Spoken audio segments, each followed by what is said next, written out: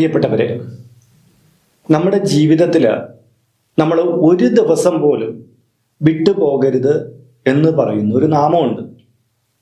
പക്ഷേ നമ്മുടെ വിശ്വാസികളിൽ 99% പേരും ഒരു ദിവസവും ഇത് ജപിക്കുന്നില്ല എന്നുള്ളത് മറ്റൊരു യാഥാർത്ഥ്യമാണ്. കാരണം ഇവരിലേക്ക് ഈ അറിവ് എത്തിച്ചേരുന്നില്ല. നമ്മുടെ മഹാഋഷിമാരും നമ്മുടെ വേദാന്ത ചിന്തകരും എല്ലാം തന്നെ നിത്യേന ജപിച്ചു പോകുന്ന ഒരു ദിവ്യനാമമാണിത്. അവരുടെ ജീവിതത്തെ മൂല്യവത്താക്കിയതും ഈ ഒരു നാമം തന്നെയാണ്. നമ്മുടെ ജീവനെ അങ്ങോട്ട് സമർപ്പിക്കുന്ന ദൈവങ്ങളിലേക്ക് ഏറ്റവും മഹത്തരമായ രീതിയിൽ അർപ്പിച്ച് ആ കൃപാകടാക്ഷങ്ങൾ നേടിയെടുക്കുന്ന ദിവ്യസ്വരൂപമാണ് ആ നാമം. ആ നാമം ഇങ്ങനെയാണ്: ശ്രീപാദം ഭജേ എന്നുള്ള നാമം. ശ്രീ എന്ന് പറഞ്ഞു കഴിഞ്ഞാൽ ഐശ്വര്യം, സമ്പൽ സമൃദ്ധി, ശ്രീ ലക്ഷ്മി ദേവി, വിഷ്ണു, ഇതിനെയൊക്കെ സൂചിപ്പിക്കുന്നതാണ് ശ്രീപാദം.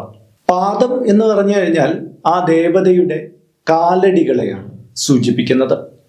ഭജേ എന്ന് പറഞ്ഞു കഴിഞ്ഞാൽ നമ്മൾ അഭയം പ്രാപിക്കുന്നു എന്നർത്ഥം. ശ്രീപാദം ഭജേ എന്നുള്ള ഈ തിരുനാമം ഋഷീശ്വരന്മാർ എപ്പോഴും ജപിച്ചു പോന്നിരുന്നു. കാര്യം എല്ലാത്തിൻ്റെയും ഒടുവിൽ ആ കാലടികളിലാണ് നാം അഭയം പ്രാപിക്കേണ്ടത്. നമ്മുടെ ജീവിതം തന്നെ ഭഗവത് പാദങ്ങളിൽ അർപ്പിതമാണ് എന്ന് പറഞ്ഞുകൊണ്ടാണ് അവർ ഓരോ ദിവസവും അവരുടെ ചര്യകളിലേക്ക് ഇറങ്ങിത്തിരിച്ചിരുന്നത്. കാരണം ഇത് നമ്മിലെ അഹന്തയെ ഒഴിവാക്കുകയും നമ്മളിലെ മൂല്യങ്ങളെ വളർത്തുകയും ചെയ്യും. ഇപ്പൊ നമുക്കറിയാം, പല കുട്ടികളും ഇന്നത്തെ തലമുറയിൽ ബഹുമാനം എന്ന് പറയുന്ന കാര്യത്തിൽ നിന്ന് വിട്ടു നിൽക്കുന്ന ഒരു പ്രകൃതമുണ്ട്.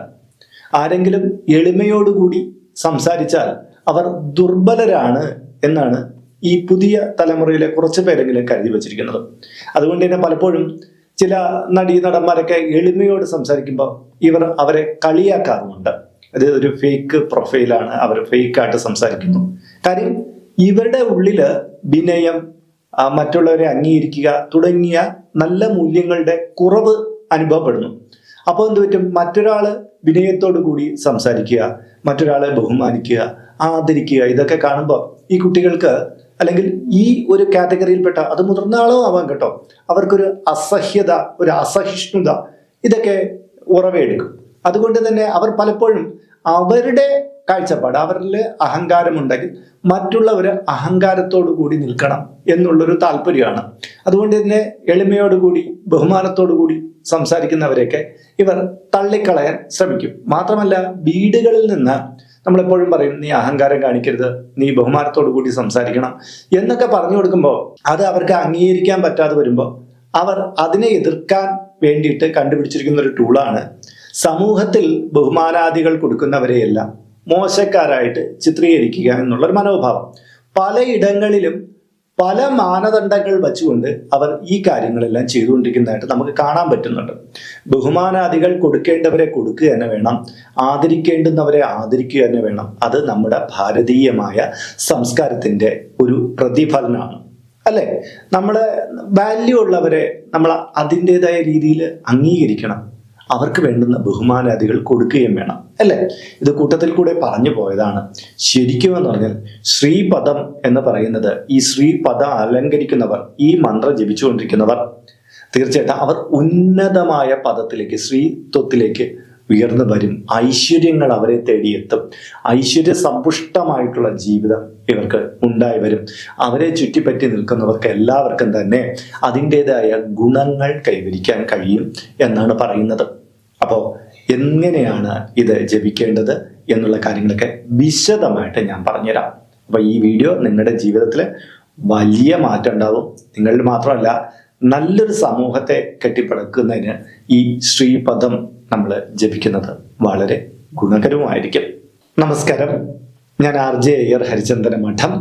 ഹൈന്ദവ ആചാര സംബന്ധമായ, ജ്യോതിഷ മോട്ടിവേഷൻ സംബന്ധമായ ഒട്ടേറെ കാര്യങ്ങൾ പറഞ്ഞു തരുന്ന ഒരു വാട്സപ്പ് ചാനൽ നമുക്കുണ്ട്. ഇതിൻ്റെ കീഴെ ഡിസ്ക്രിപ്ഷൻ ബോക്സിലും കമൻറ്റ് ബോക്സിലും അതിൻ്റെ ലിങ്ക് കൊടുത്തിട്ടുണ്ട്.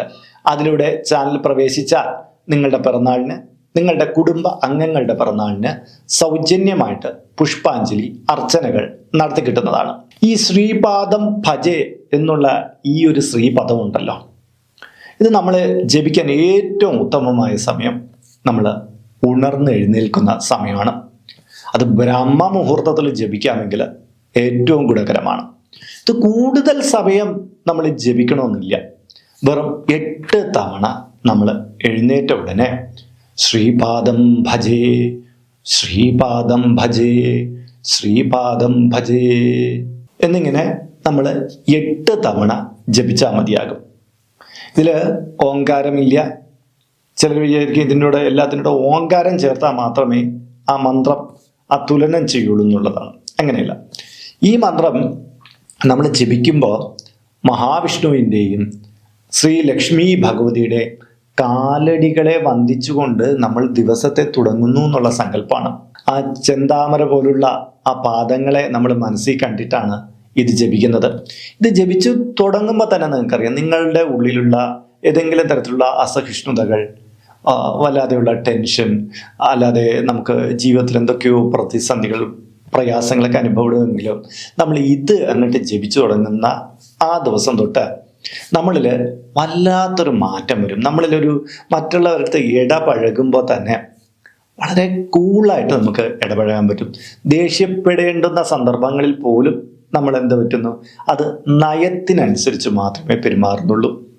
പൊട്ടിത്തെറിക്കാനൊന്നും നമുക്ക് തോന്നുന്നില്ല. അങ്ങനെ ജീവിതത്തിൽ വിശാലമായ അർത്ഥത്തിൽ വലിയൊരു മാറ്റം ഉണ്ടാവും. ശരിക്കും സ്ത്രീത്വം നിറഞ്ഞു തുളുമ്പുക എന്ന് നമ്മൾ ഒരാളെ കുറിച്ച് പറയുമ്പോൾ എന്താ പറ്റുക? ആൾ ദേഷ്യപ്പെട്ട് ഇങ്ങനെ കണ്ണൊക്കെ ചുവപ്പിച്ച് നിൽക്കുന്നതായിട്ടാണോ? പ്രസന്നവദനായിട്ട് വളരെ സൗമനസ്യത്തോടു കൂടി മറ്റുള്ളവരെ വെൽക്കം ചെയ്യുന്ന ആ രീതിയിലൊക്കെ കാണില്ലേ ഒരു സ്ത്രീത്വം എന്ന് പറയുന്ന ഒരു വ്യക്തിയിൽ? നമ്മിലേക്ക് സ്ത്രീത്വം കളിയാടണമെങ്കിൽ നമ്മുടെ പവർ കൂടുതലായിട്ട് ജ്വലിക്കും. ഒപ്പം തന്നെ നമ്മുടെ സ്ത്രീത്വം കൂടുന്നതിനനുസരിച്ച് നമുക്ക് ഭൗതികമായിട്ടുള്ള ഒരുപാട് നേട്ടം ഉണ്ടാവും. ധനപരമായിട്ട് ഒരുപാട് വിഷയങ്ങളിൽ പെട്ട് കിടക്കുന്നവർക്കൊക്കെ അതിനെ കുറച്ചു കൊണ്ടുവരാൻ ഈ സ്ത്രീത്വം കൂടുമ്പോൾ എന്തുപറ്റും? മറ്റുള്ളവർ നമ്മളെ അങ്ങോട്ട് അംഗീകരിച്ചു തുടങ്ങുന്നു. നമ്മുടെ ജീവിതത്തിലേക്ക് അവർ ഈ വ്യക്തി കൊള്ളാമല്ലോ, ഈ മനുഷ്യനെ നമ്മളോട് ചേർത്താലെന്ത്, ഇങ്ങനെ അവസരങ്ങൾ നമ്മളിലേക്ക് കൂടുതലായിട്ട് വരുന്നു. മാത്രമല്ല ജീവിതത്തിന് ഒടുവിൽ നമ്മളെവിടെ ശ്രീപാദങ്ങളിലേക്കാണ് കടന്നു പോകുന്നത്. അവിടെ നമുക്ക് ഇടമുണ്ടാവുന്നു. അല്ലാതെ ഭൂമിയിലില്ല, സ്വർഗത്തിലും ഇല്ല, നരകത്തിലും ഇല്ല എന്നുള്ള ഒരു ത്രിശങ്കുവിലായിട്ട് ഒരു മനുഷ്യൻ്റെ മുക്തിയില്ലായ്മ അവിടെ സംഭവിക്കുന്നില്ല. അതുകൊണ്ട് തന്നെ ശ്രീപാദം ഭജേ എന്ന് ലക്ഷ്മണൻ ഒരു വിട്ടത് ശ്രീരാമനെ സങ്കല്പിച്ചായിരുന്നു കേട്ടോ. അതുപോലെ തന്നെ ദേവി ശ്രീപാദം ഭജേ എന്ന് ജപിക്കുന്നത് ആർക്ക് വേണ്ടിയിട്ടാണ്? മഹാവിഷ്ണുവിന് വേണ്ടിയിട്ടാണ്. മഹാവിഷ്ണു ശ്രീപാദം ഭജേ എന്ന് പറയുന്നത് ദേവി താനും ഒന്നാണ്. ദേവിയുടെ കാൽപാദങ്ങളെയാണ് സങ്കല്പിക്കുന്നത്. എല്ലാത്തിൻ്റെയും വിളനിലം, ഐശ്വര്യത്തിൻ്റെ വിളനിലമായിട്ടുള്ള ആ ദേവസ്ഥാനം, അതാണ് ശ്രീപാദം. ഡെയിലി നമ്മുടെ നാവിൻ തുമ്പിൽ ഈ മന്ത്രം ഉണ്ടാവട്ടെ.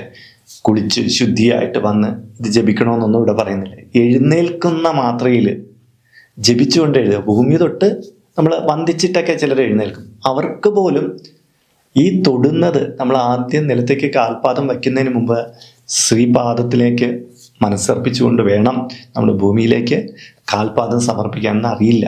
അപ്പോൾ ഇനി മുതൽ നിങ്ങളുടെ ജീവിതത്തിൽ വലിയൊരു വഴികാട്ടിയായിട്ട് ഈ ഒരു അറിവ് മാറുമെന്ന് ഞാൻ പ്രതീക്ഷിക്കുന്നു. അപ്പോൾ എളിമയെക്കുറിച്ച് ആദ്യമേ പറഞ്ഞു തുടങ്ങിയല്ലോ. ചിലർക്കൊക്കെ നീരസം ഉണ്ടാവും. എന്തിനാണ് എളിമയെക്കുറിച്ച് ഇവിടെ പറയുന്നത്? നമുക്ക് അഹംബോധമല്ലേ ആവശ്യം എന്നൊക്കെ ഇപ്പോഴത്തെ തലമുറയിലുള്ള ആൾക്കാർക്ക് തോന്നും. ആത്മവിശ്വാസം അല്ല അഹംബോധം, അഹംബോധമല്ല അഹങ്കാരം. ഇതൊക്കെ നമ്മൾ വേർതിരിച്ച് പല ക്ലാസ്സുകളിലായിട്ട് പറഞ്ഞിട്ടുണ്ട് അല്ലേ? ഇവിടെ നമുക്ക് വേണ്ടത്, നമ്മൾ ഈ ഭൂമിയിൽ ഒരു തൃണ സമാനമാണ്, അതിനേക്കാളും ചെറുതാണെങ്കിലേ ഉള്ളൂ. നമ്മൾ അഹങ്കരിച്ചിട്ട് ഒന്നും നേടാനില്ല.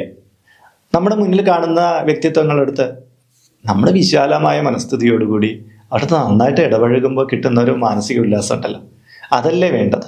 മറ്റൊരാളെ വെറുപ്പിക്കാതെ നമ്മുടെ ഒരു പ്രസരിപ്പ്, നമ്മൾ ഒരാൾക്കൊരു പോസിറ്റീവോട് കൂടി ഒരു സമീപനം കൊടുക്കാൻ നമുക്ക് പറ്റിയാൽ എത്രയും നല്ലതാണ്. നമ്മുടെ മുഖത്തേക്ക് നോക്കുമ്പോൾ ഒരാൾക്ക് മാനസിക പ്രയാസമാണോ, നമ്മളെ കാണുമ്പോൾ ഒരാൾക്ക് ഒരു സന്തോഷമാണോ അനുഭവപ്പെടുന്നതെന്ന് ഒന്ന് ചിന്തിച്ചു നോക്കൂ.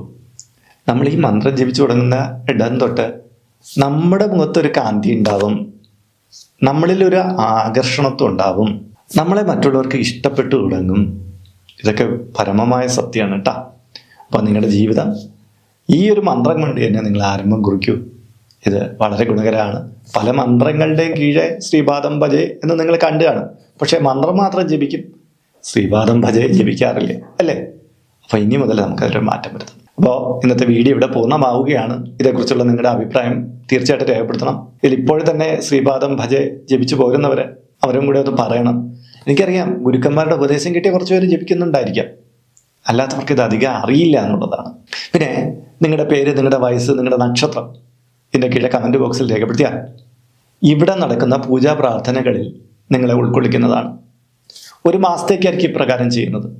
കൂടുതലായിട്ട് വേണമെന്നുള്ളവർ ഇനി തൊട്ട് ഇതിൽ അപ്ലോഡ് ചെയ്യുന്ന എല്ലാ വീഡിയോയുടെ കീഴേ നിങ്ങളുടെ ഡീറ്റെയിൽസ് ഇങ്ങനെ കൊടുത്താൽ മതിയാകും.